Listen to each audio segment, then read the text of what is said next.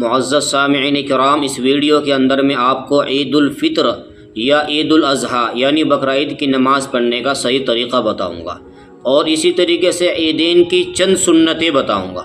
سب سے پہلے آپ یہ بات ذہن نشین کر لیجئے گا، عیدین کی نماز جو ہے یہ شعائر اسلام میں سے ہے، اور عیدین کی نماز پڑھنے سے مقصود یہ ہے کہ اس سے مسلمانوں کی شان و شوکت اور مسلمانوں کی طاقت و قوت اور ان کی جو ہے تعداد کو، ان کے مجمع کو ظاہر کرنا مقصود ہے، کیونکہ آپ عیدین کی نماز عیدگاہ میں پڑھیں گے تو تمام تر مسلمان ایک ساتھ اکٹھے ہو جائیں گے، تو اس سے مسلمانوں کی شان و شوکت بڑھے گی، مسلمانوں کی تعداد میں اضافہ محسوس ہوگا، اور اسی طریقے سے مسلمانوں کا مجمع ظاہر ہوگا۔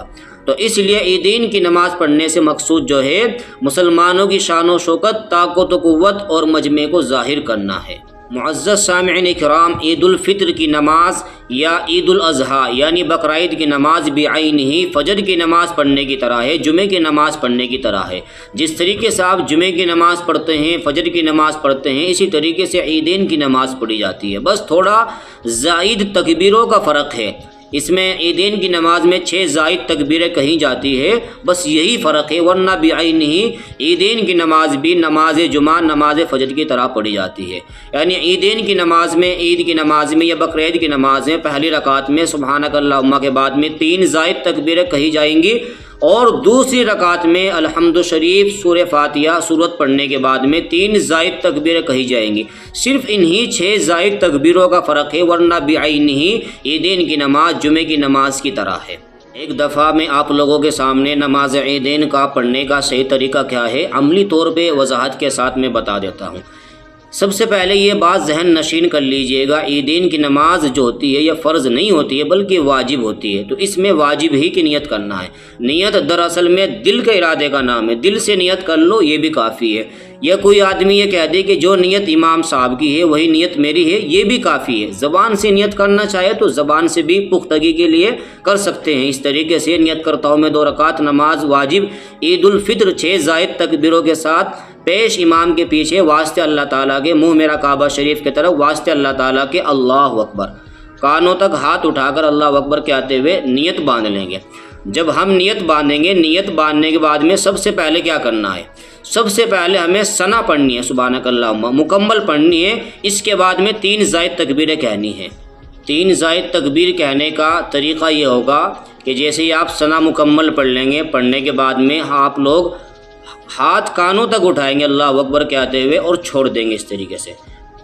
اس کے بعد پھر ہاتھ کانوں تک اٹھائیں گے، پھر چھوڑ دیں گے، 2 تکبیر ہو جائے گی۔ اس کے بعد میں تیسری تکبیر میں بھی ہاتھ کانوں تک اٹھانا ہے اور نیت باندھ لینی ہے۔ تیسری تکبیر میں جو ہے ہاتھ چھوڑنے نہیں ہیں بلکہ ہاتھ کانوں تک اٹھا کر جو ہے نیت باندھ لینی ہے۔ نیت باندھنے کے بعد میں امام صاحب الحمد شریف پڑھیں گے، اس کے بعد میں کوئی صورت ملائیں گے، اس کے بعد میں رکوع کریں گے، پھر حسب معمول جس طریقے سے آپ لوگ عام نمازیں پڑھتے ہیں، فجر کی نماز یا جمعے کی نماز پڑھتے ہیں، جس طریقے سے جو کچھ ان نمازوں کے اندر پڑھا جاتا ہے یہی سب کچھ پہلی رکعت کے اندر پڑھا جائے گا۔ تو حسب معمول آپ پہلی رکعت مکمل کر لیجئے گا۔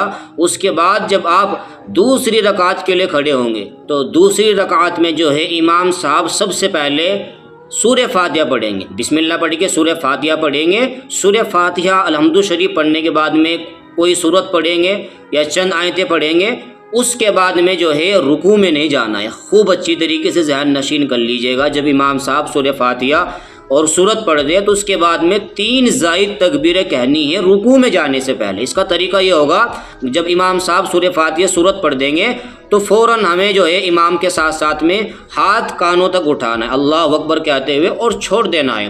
پھر دوسری تکبیر میں بھی ہاتھ کانوں تک اٹھانا ہے، پھر چھوڑ دینا ہے۔ پھر تیسری تکبیر میں بھی ہاتھ کانوں تک اٹھانا ہے، چھوڑ دینا ہے۔ یہ 3 زائد تکبیریں ہو جائیں گی، اور چوتھی تکبیر میں پھر اللہ اکبر کہتے ہوئے رکوع میں چلے جانا ہے۔ چوتھی تکبیر میں ہاتھ کانوں تک نہیں اٹھانا ہے بلکہ فوراً جو ہے رکوع میں چلے جانا ہے۔ رکوع میں پھر رکوع کی تسبیح پڑھیں گے اور پھر حسب معمول اپنی نماز کو مکمل کر لینی ہے۔ تو یہ نماز عیدین کا، نماز عید الفطر ہو یا نماز عید الاضحیٰ ہو، بقرعید کی نماز ہو، دونوں کا طریقہ بالکل سیم ہے، بعینی ہے۔ دونوں نمازوں کو اسی طریقے سے پڑھا جاتا ہے، صرف نیت کا فرق ہے۔ اس میں عید الفطر کی نیت کرنی ہے اور بقرعید کی نماز میں عید الاضحیٰ کی نیت کرنی ہے۔ تو تو یہ عید الفطر کا، عید الاضحیٰ کا جو ہے طریقہ میں نے آپ کے سامنے پیش کر دیا ہے۔ اب اس کے اندر ایک بات اور ہے، جب آخر میں امام صاحب خطبہ دیں گے تو اس میں ایک بات میں نے دیکھی ہے، کچھ جگہوں پر جو ہے خطبہ پہلے دیتے ہیں اور دعا بعد میں کراتے ہیں، اور کچھ جگہوں پر دعا پہلے کراتے ہیں اور خطبہ بعد میں دیتے ہیں۔ تو اس میں کیا طریقہ صحیح ہے، کون سا افضل بہتر ہے؟ تو یاد رکھیے گا دونوں طریقے صحیح ہے، لیکن افضل اور بہتر یہ ہے کہ پہلے دعا کرائی جائے نماز سے فارغ ہونے کے بعد میں، اس کے بعد میں پھر خطبہ پڑھا جائے۔ خطبہ بالکل سب سے آخر میں پڑھنا چاہیے، یہی افضل اور بہتر ہے۔ اس ویڈیو کے اندر میں آپ کو ایک بات اور بتا دیتا ہوں، عیدین کی نماز میں کسی نہ کسی شخص کی 3 زائد تکبیریں چھوٹ ہی جاتی ہیں یا قرات چھوٹ جاتی ہیں۔ کچھ حضرات ایسے بھی ہوتے ہیں کہ عیدین کی نماز میں ان کی مکمل 1 رکعت ہی چھوٹ جاتی ہیں، کچھ ایسے بھی ہوتے ہیں جن کی مکمل 2 رکعتیں چھوٹ جاتی ہیں، اور کچھ اللہ کے بندے ایسے بھی ہوتے ہیں جن کی مکمل جماعت ہی چھوٹ جاتی ہے۔ تو ایسے لوگوں کو اپنی فوت شدہ زائد تکبیریں یا رکعتیں یا نماز کس طریقے سے پڑھنا چاہیے، اس کا کیا طریقہ ہے، تو اس کے لیے میں نے ایک ویڈیو بنائی ہے اور نیکسٹ ویڈیو انشاءاللہ اسی کے اوپر بنائی ہے۔ تو اس سے آگے کی جو ویڈیو ہے آپ اس کو دیکھ لیجئے گا انشاءاللہ، اس میں مکمل وضاحت کے ساتھ میں نے بتا دیا ہے کہ اگر کسی کی 1 رکعت چھوٹے، 2 رکعت چھوٹے یا مکمل نماز چھوٹے تو وہ کس طریقے سے پڑھے۔ بہرحال اس کے بعد اب میں آپ کو بتاؤں گا نماز عیدین کی سنتیں کیا کیا ہے۔ نماز عیدین کے متعلق چند سنتیں آپ کے سامنے پیش کروں گا، اللہ پاک مجھے بھی اور آپ کو بھی عمل کرنے کی توفیق عطا فرمائے۔ اس چیز کا خیال رکھیے گا، نماز عید الفطر ہو یا نماز عید الاضحیٰ ہو، بقرعید کی نماز ہو، دونوں کی سنتیں سیم ہیں، 19-20 کا فرق ہے۔ اس کی میں وضاحت آپ کے سامنے ابھی کر دیتا ہوں۔